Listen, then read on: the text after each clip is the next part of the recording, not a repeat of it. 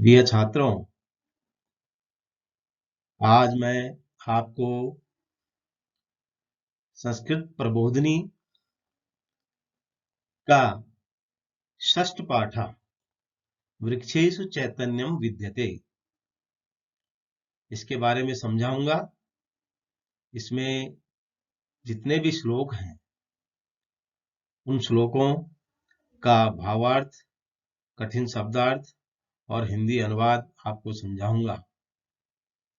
प्यारे बच्चों, ये वृक्षेषु चैतन्यम विद्यते ये महाभारत के शांति पर्व से लिया गया है और इसमें जो शांति पर्व का 184वें अध्याय में महर्षि भृगु तथा महर्षि भारद्वाज के आपसी जो वार्तालाप है उसके माध्यम से वृक्षों में चेतना होना सिद्ध किया गया है। इसमें वृक्षों के अंदर क्या क्या गुण होते हैं उन सारे गुणों के बारे में इसमें बताया गया है। जैसे वो सुख दुख का अनुभव करते हैं, रसगंध आदि का अनुभव करते हैं। वृक्षों में भी हमारी तरह जीवन पाया जाता है, चेतनता पाई जाती है। इस प्रकार इसमें वृक्षों में क्या क्या गुण होते हैं उनके बारे में आज हम यहाँ पर समझेंगे।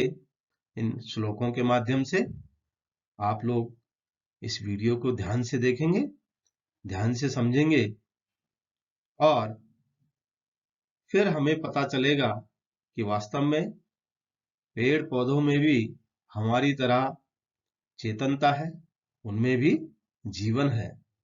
तो लीजिए इस पाठ के जो श्लोक हैं उनके बारे में समझ लेते हैं।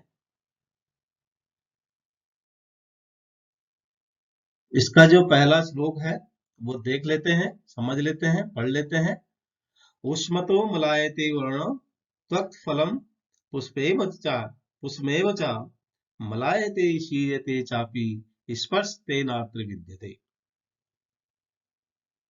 इसमें इसके जो कठिन शब्द हैं वो सबसे पहला जो शब्द है इसमें वो उष्मतो है। प्यारे बच्चों, उष्मता का जो अर्थ होता है वो गर्मी से होता है और जो मलायते है, मलायते का जो अर्थ होता है वो मुरझाना होता है, कुमलाना होता है। वर्ण का अर्थ यहाँ पर होता है रंग और त्वक, त्वक का मतलब यहाँ पर जो शब्द है त्वचा, यानी पेड़ पौधों की जो त्वचा होती है। मलायते हो गया कुमलाना और शीर्यते का मतलब होता है झड़ जाना या गिर जाना और स्पर्श का अर्थ होता है छूना। तो इस प्रकार से इसके कठिन शब्द हैं।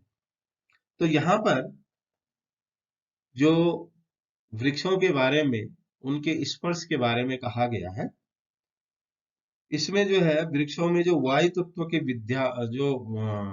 विद्यमानता है, उपस्थिति है, उसके बारे में कहा गया है कि उष्मतो मलायते वर्णा, अर्थात वृक्षाणाम वर्णा तापेन मलिना भवति। गर्मी के कारण वृक्षों के जो पत्ते हैं वो मुरझा जाते हैं, उनका रंग मुरझा जाता है। और इसके अलावा तथैव त्वक् फलम पुष्पम अपि मलिनानि भूत्वा पतन्ति च। और साथ ही साथ क्या होता है, उसकी जो छाल होती है, उसके जो फल होते हैं, उसके जो फूल होते हैं, वो भी कुम्हला करके बिखर जाते हैं, झड़ जाते हैं। चापि स्पर्श तेनात्र विद्यते, इससे ये पता लगता है तस्मात् कारणात् अत्र वृक्षाणाम स्पर्शा अस्ति इति सिद्ध्यति। इससे ये सिद्ध होता है कि इन कारणों से ये सिद्ध होता है कि वृक्षों में भी स्पर्श तत्व होता है। हमने लाजवंती का नाम सुना है। छुई मुई जो पौधा होता है उसको छूने से, स्पर्श करने से मुरझा जाता है। तो इस प्रकार से इन कारणों से ये सिद्ध होता है कि पेड़ पौधों की जो त्वचा होती है, पेड़ पौधों में भी स्पर्श तत्व विद्यमान होता है। इसके बाद जो दूसरा इसमें श्लोक है उसको समझेंगे। वायज्ञ सनि निष्पैशे फलम पुष्पम विशीयते श्रोतेन गृह्यते शब्दस्तस्मात् शृण्वन्ति पादपः। इसके जो कठिन शब्द हैं, सबसे पहले यहाँ पर ये जो असनि शब्द है, ये बीच में असनि शब्द का मतलब होता है आकाशीय जो बिजली होती है उसको असनि कहते हैं। निर्घोषे, यहाँ पे निर्घोषे जो है ये निष्पौषे जिसको कह सकते हैं, इसका मतलब शब्दों से होता है। विश्रीयते, विशीयते का जो अर्थ होता है विधन श्रीधन कर्मणि प्रयोगः, अर्थात गिरा देना, तोड़ देना। विशीयते का जो अर्थ होता है वो गिरा देना या तोड़ देना होता है। श्रोत्रेण, श्रोत्रेण इसमें तृतीय विभक्ति का एक वचन है, इसको हम कर्णेन भी कह सकते हैं, अर्थात कान के द्वारा। ये श्रोतेन का जो अर्थ होता है वो कान के द्वारा। गृह्यते, ग्रहण किया जाता है या सुना जाता है। और इसमें जो है सुनवंती, सुनते हैं।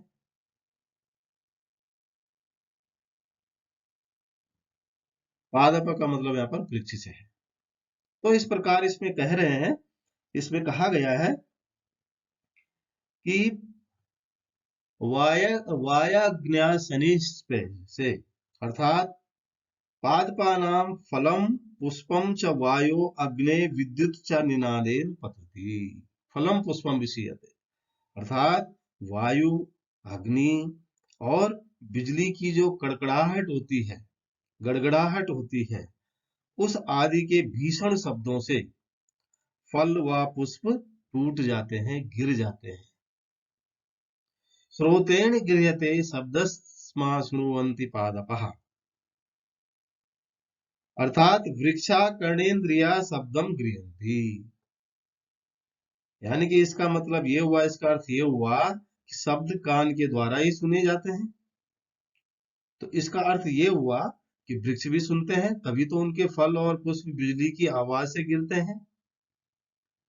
इन कारणों से ये सिद्ध होता है कि पेड़ पौधे भी सुन सकते हैं। ये सिद्ध होता है इसमें कि पेड़ पौधे भी सुन सकते हैं, क्योंकि जब बिजली की आवाज, वायु, अग्नि, इनकी जो भीषण जो शब्द होते हैं उनसे उनके फल और पुष्प गिर जाते हैं, तो इसका मतलब वो कानों से सुनते हैं। तो इससे साफ पता लगता है, इससे साफ सिद्ध होता है, स्पष्ट रूप से सिद्ध होता है कि पेड़ पौधे भी सुन सकते हैं। ये बात जो अगला इसमें श्लोक है, वल्ली वेष्टयते वृक्षम सर्वतस्यैव गच्छति न यः दृष्टेशा मार्गो अस्ति तस्मात् पश्यन्ति पादपः। अब इसमें जो कठिन शब्द है वल्ली, वल्ली का मतलब यहाँ पर बेल से होता है। वेष्टयते, वेष्टयते का मतलब लिपटना, लिपटती है। सर्वता, सर्वता का मतलब चारों ओर। सर्वता का जो अर्थ होता है चारों ओर। दृष्टे, दृष्टे का मतलब होता है दृष्टि वाले। यहाँ पर ये दृष्टे शब्द है बीच में, दृष्टेशा, तो दृष्टि वाले। और पश्यंती का अर्थ होता है देखते हैं।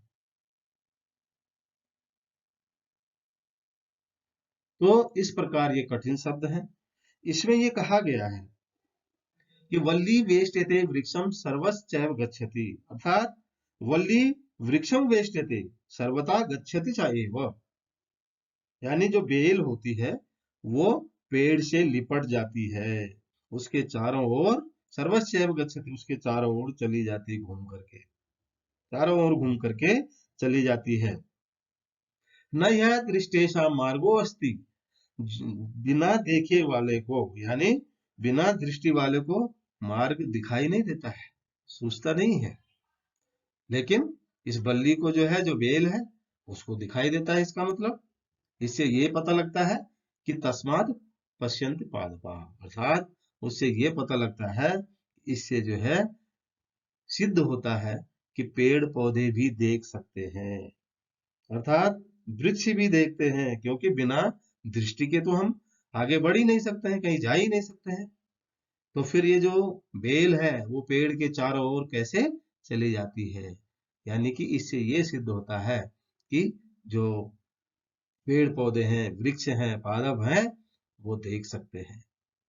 अगला जो श्लोक है, पुण्य पुण्य अपूर्णेस्तथा गंधेर धूपैश्च विविधैरपि अरोगा पुष्पिता सन्ति तस्मात् जिघ्रन्ति पादपः।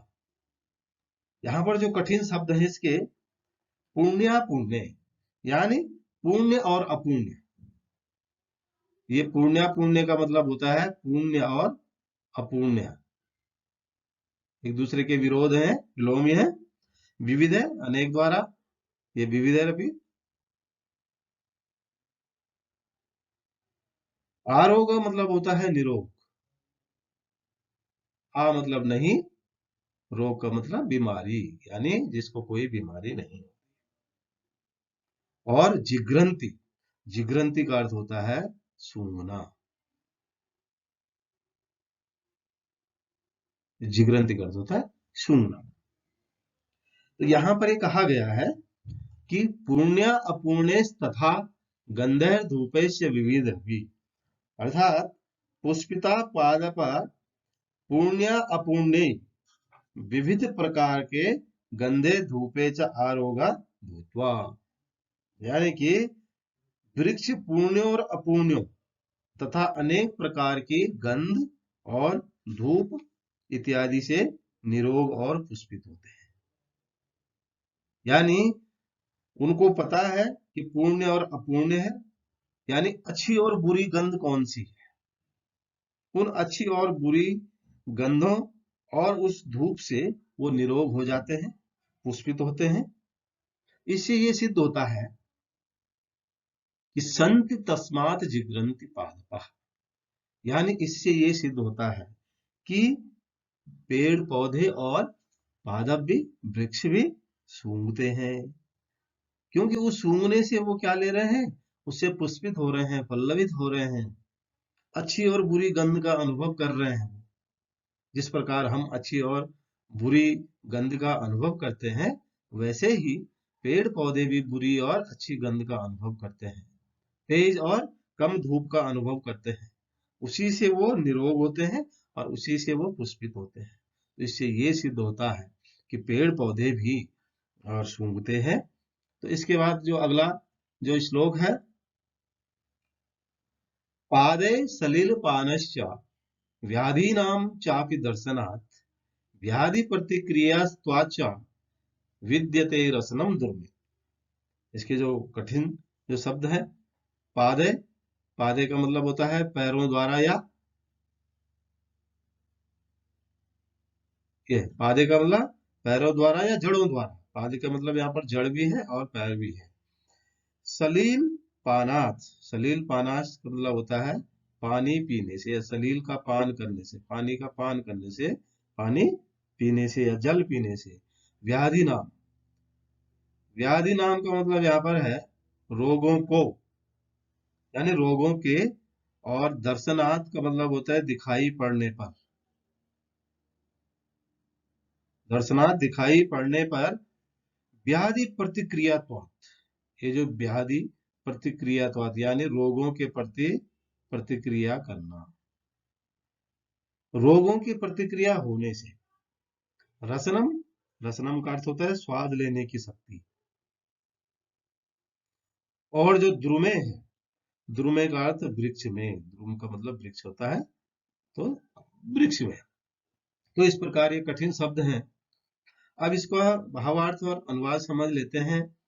पादे सलिल पानस्या व्याधि नाम चापि दर्शना, अर्थात वृक्षा पादे जलस्य पानम कुर्वन्ति तेषु अपि व्याधीनां दर्शनम भवति। इसका अर्थ ये हुआ कि अपनी जड़ों के द्वारा जल पीने के कारण और रोगों के दिखाई पड़ने के कारण तथा रोगों के उपचार करने के कारण वृक्षों में स्वाद लेने की शक्ति है। यानी व्याधि प्रतिक्रिया विद्यते रसनम ध्रुव, यानी व्याधि के प्रति प्रतिक्रिया करने से और उसका जो है उसके कारण से, उसके उपचार के कारण से वृक्ष में स्वाद लेने की शक्ति होती है। इससे ये पता लगे कि हम जो जैसे जिस प्रकार से हम स्वादों का अनुभव करते हैं, तरह तरह के स्वादों का अनुभव करते हैं, वैसे पेड़ पौधे भी अपनी जड़ों से, पानी पीने के कारण से और जो भी उनके शरीर में रोग होते हैं, उन रोगों के उपचार करने के कारण से वो तरह तरह के स्वाद लेने की उनके अंदर शक्ति होती है। तो इन सारी चीज यानी रसन, जो रस की जो इंद्रियां होती है, उसके अभाव में जल पीना और रोगों को नाशकारी औषधियों से औषधियों को पीना बिल्कुल जो है असंभव माना जाता है। इसका मतलब ये हुआ कि उनके अंदर स्वाद लेने की भी शक्ति होती है। ये सिद्ध हुआ कि पेड़ पौधों में भी स्वाद लेने की शक्ति है।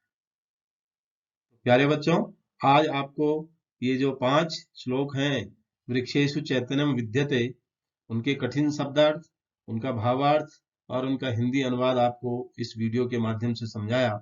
आशा है आपको वीडियो पसंद आया होगा। आप इसको ढंग से देख लेंगे, समझ लेंगे।